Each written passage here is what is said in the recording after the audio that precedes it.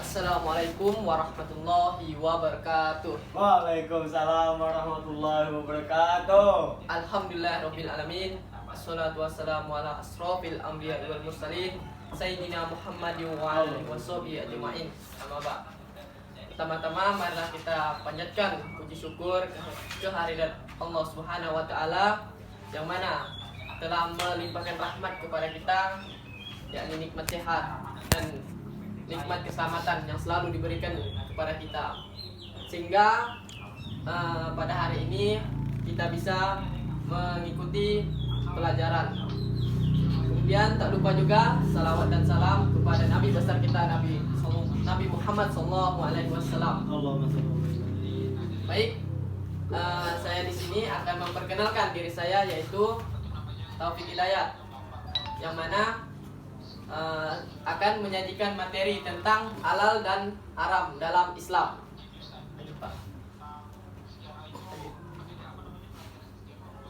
Jadi yang pertama yaitu urgensi halal dan haram dalam Islam. Mungkin adik ini tahu apa yang dimaksud dengan urgensi?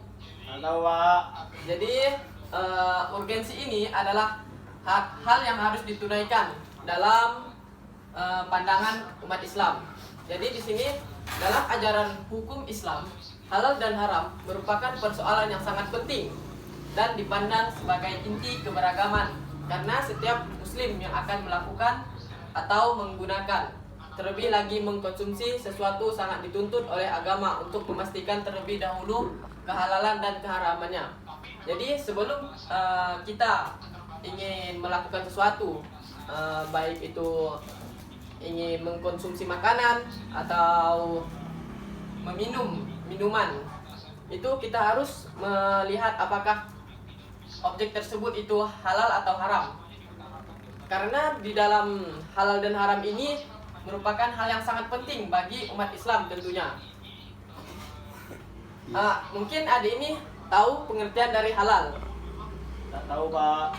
Jadi Bapak di sini saya menjelaskan tentang halal adalah segala sesuatu yang jika digunakan untuk tidak mengakibatkan mendapat siksa dosa. Jadi halal ini hal yang sudah dianjurkan oleh Allah Subhanahu wa taala tentunya. Kemudian yaitu haram. Mungkin adik ini tahu pengertian dari haram itu apa? Haram itu yang tidak boleh makan, Pak. Oh, Ya. bagus sekali. Seperti babi itu haram, Pak. Bagus, Ya. itu bagus, itu contohnya, Nah. salah satu contohnya. Baik, di sini saya akan mengulang lagi jawaban dari adik ini.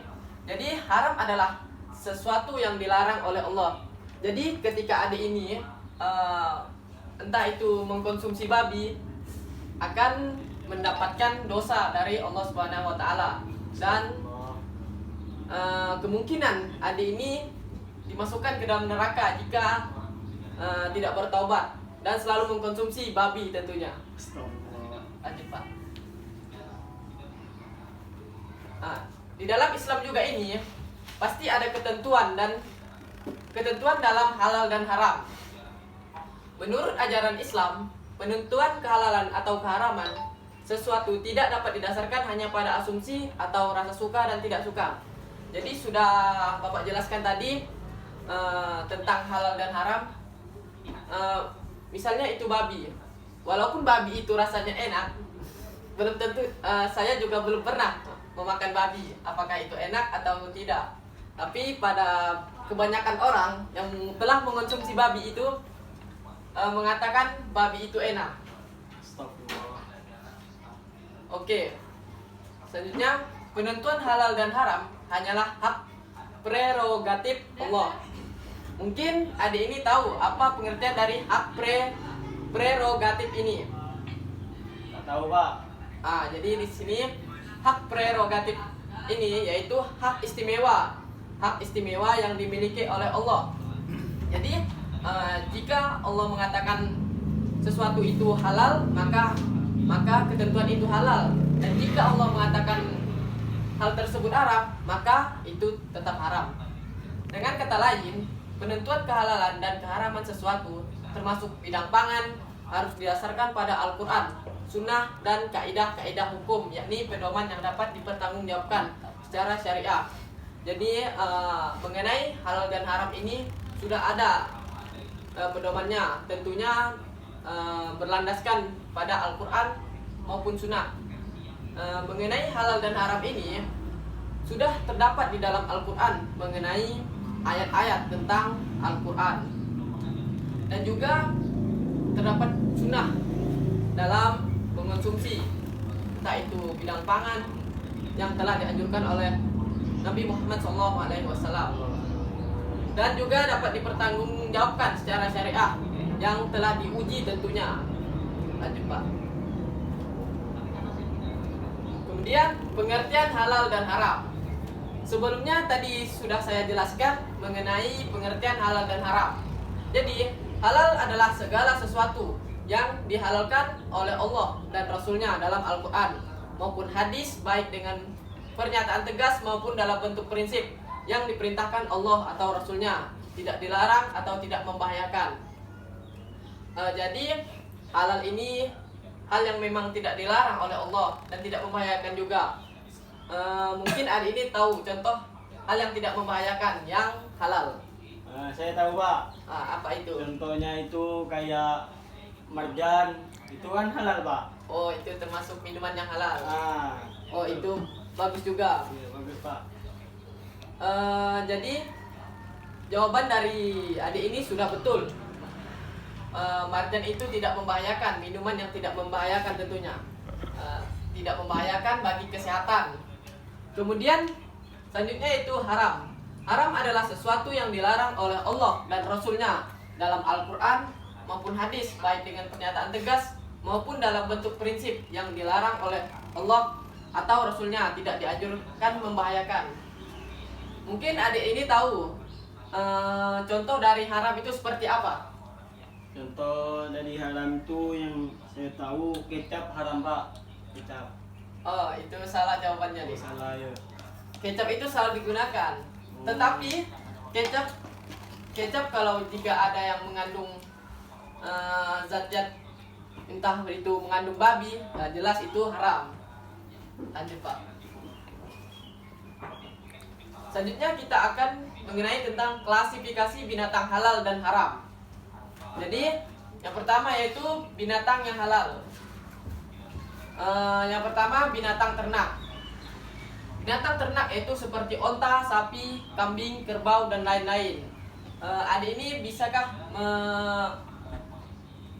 menyebutkan binatang ternak yang lain yang tidak ada di slide PPT ini? Ayam Pak, ayam. Oh, itu sudah betul, tetapi itu bukan binatang ternak. Tapi tidak apa-apa. Jadi saya akan menjelaskan tentang binatang ternak ini. Binatang ternak bisa saja dagingnya itu menjadi haram. Kenapa? Nggak tahu Pak. Karena mungkin ketika waktu penyembelihan seperti onta, sapi atau kambing maupun kerbau itu tidak menyebut dengan nama Allah. Dengan hal itu binatang tersebut akan menjadi haram hukumnya jika dimakan karena tidak menyebut nama Allah pada waktu penyembelihannya. Lanjut Pak.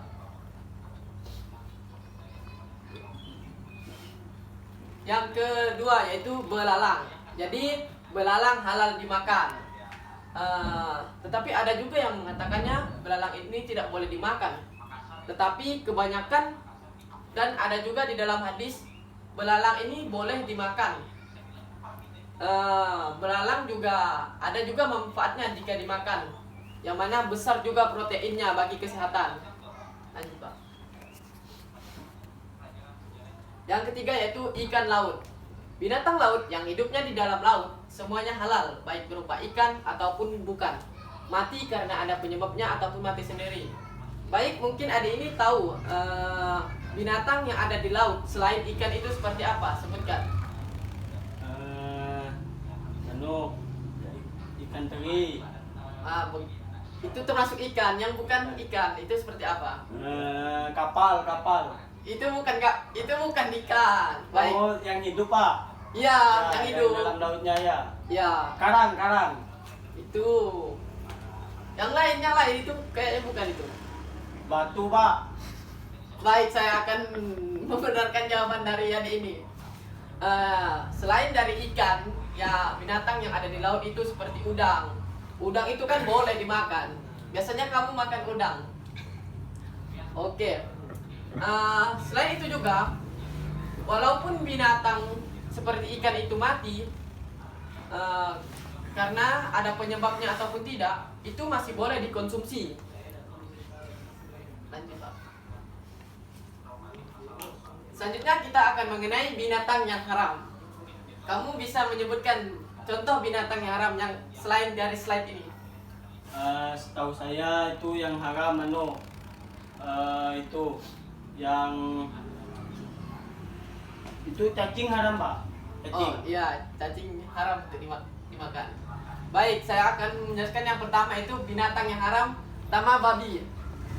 Babi binatang yang diharamkan oleh Al-Quran, yaitu babi. Ada yang tahu? Ada ini mungkin tahu kenapa babi itu haram? Karena dia Pak, suka berzina di depan orang. Astagfirullahaladzim. Astagfirullahaladzim. Babi ini dia di dalam kehidupan sehari-hari ini biasanya dia memakan kotor-kotoran. Oh, bukan berzina, Pak ya? Bukan.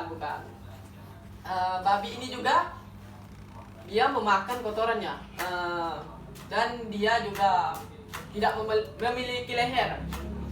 Selain itu juga, babi sudah diterangkan di dalam Al-Quran, yang mana jelas benar-benar haram. Terkadang juga orang tidak peduli dengan haram atau tidaknya babi, karena mereka cuma memikirkan enak. Memang babi ini memang benar-benar haram, sudah dilandaskan di dalam Al-Quran tentunya. Lanjut, Pak. Selanjutnya yaitu binatang buas dan binatang yang bertaring. Coba disebutkan contoh binatang buas dan bertaring itu. Harimau. Bagus. Apalagi? Serigala. Bagus. Gajah. Bagus. Nah, itu, Pak. Baik, terima kasih jawabannya. Nih, binatang-binatang terlarang untuk dimakan menurut ada hadis-hadis Nabi Shallallahu Alaihi Wasallam ialah semua binatang buas yang bertaring.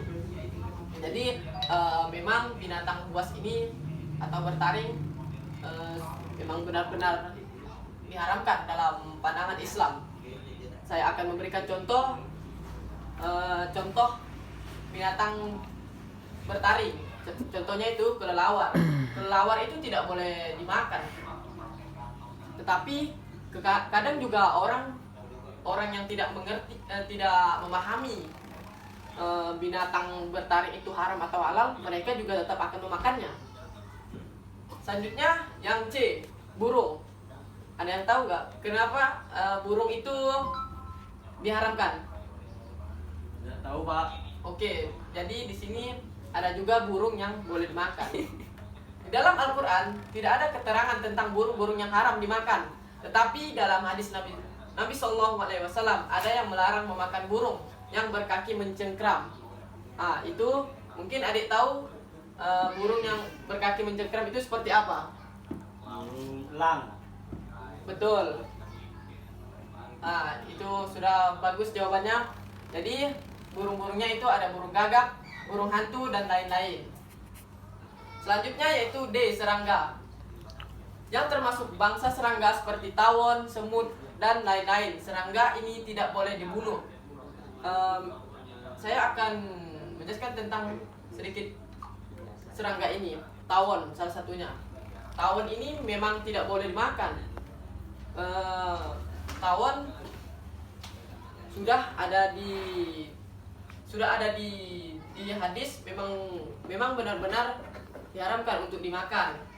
Kemudian semut juga tidak boleh dimakan. Oke, mungkin dari sekian penjelasan dari Bapak tadi, mungkin adik ada ingin ditanyakan? Alhamdulillah jelas, Pak. Saya ingin bertanya kembali mengenai penjelasan materi yang telah saya sampaikan tadi. Binatang ternak yang boleh dimakan itu contohnya seperti apa? Contohnya seperti sapi. Bagus. Apalagi? Sapi sapi, seperti unta, saat Bagus. penyembelihannya itu menyebut nama Allah. Oke. Ya, Pak. Baik, saya tanya lagi ya. Binatang ternak ini seperti sapi, unta, kambing bisa saja menjadi haram. Itu kenapa? Karena penyembelihannya lehernya sampai terputus, Pak, atau tidak mengucapkan nama Allah atau tidak membacakan bismillah. Baik, kamu sangat cerdas, Nak. Ya, Pak. Kamu benar-benar memahami materi yang telah Bapak sampaikan tadi. Terima kasih, Pak. Baik, sekian penyampaian materi dari Bapak hari ini. Mari kita menutup kelas hari ini dengan mengucapkan hamdalah. Alhamdulillahirabbil alamin. Assalamualaikum warahmatullahi wabarakatuh. Waalaikumsalam warahmatullahi wabarakatuh.